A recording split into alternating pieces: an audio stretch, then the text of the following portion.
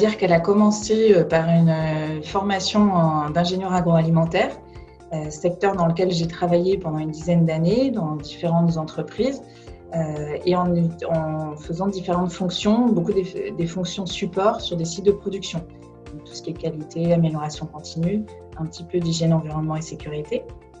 Et à un moment donné, j'ai fait un virage à 180 degrés et je suis passée des vaches qui produisent du lait aux vaches qui produisent des sacs à main. Donc voilà, c'était mon grand écart professionnel à moi. Et là, j'ai continué sur des fonctions support.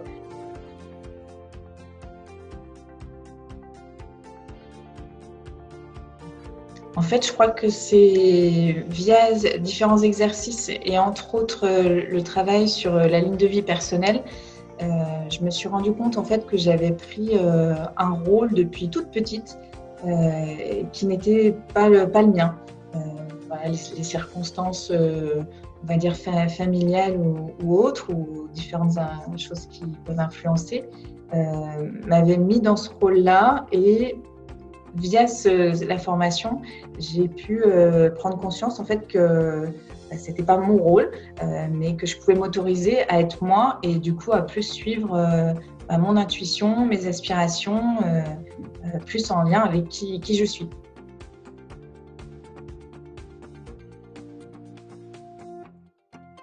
J'étais à la fois très stressée par le quotidien du travail avec la gestion du Covid, le fait de quitter l'emploi dans lequel j'étais. Angoissée aussi de me dire, bon, j'ai envie de faire cette formation, mais est-ce que je vais arriver à du coup vraiment trouver mon essence et pouvoir le concrétiser après dans un projet professionnel?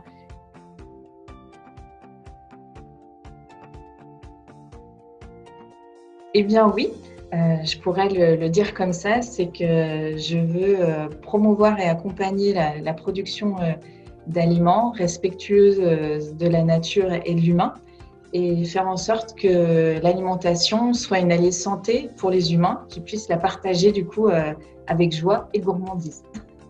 Et en fait, ce projet-là, je me suis aperçue qu'il était en moi, mais depuis toute petite.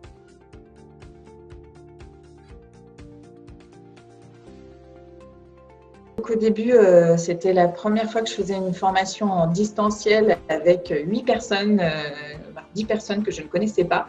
Donc, il y avait un petit peu d'angoisse. Et en fait, le fait d'être à distance, moi, ce que j'ai beaucoup apprécié, c'est qu'on était hyper à l'écoute. On se voyait tout en même temps, donc on voyait toutes les réactions de chacune. On n'était que des femmes. Et ça a été assez chouette. Après, c'est vrai que le rythme était très soutenu. Des fois un peu déstabilisant parce que les étapes s'enchaînent au fur et à mesure, mais c'est vraiment à la fin qu'on se rend compte que ce rythme est nécessaire pour éviter que notre chair mécanique du mental prenne le dessus. Je pense qu'en fait, elle m'a plutôt révélé quelque chose, le fait que même si j'étais sur un chemin depuis une dizaine, une vingtaine d'années, qui n'était pas mon chemin. Tout n'était pas acheté à la poubelle et surtout, en fait, je pouvais en changer.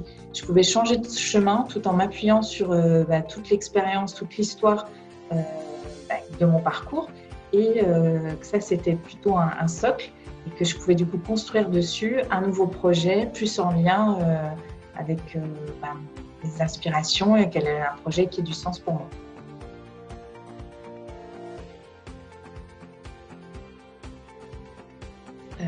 Souvent, dans les formations qu'on fait, j'en ai fait pas mal professionnellement, on est très content en sortant et puis en application, si on en applique 5%, à peu près tout, quoi.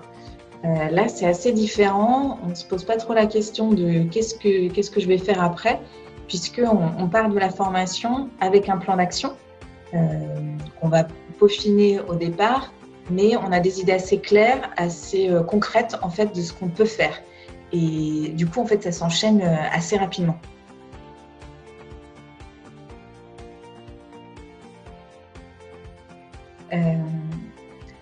C'est le fait qu'en fait, par rapport à toutes les questions que moi je me posais sur mon avenir professionnel par rapport au contexte actuel, cette formation, elle m'a permis plusieurs choses, de mieux comprendre qui j'étais, de me recentrer, de me reconcentrer sur moi et du coup d'élaborer un projet où je me sente bien et en plus je me sens utile.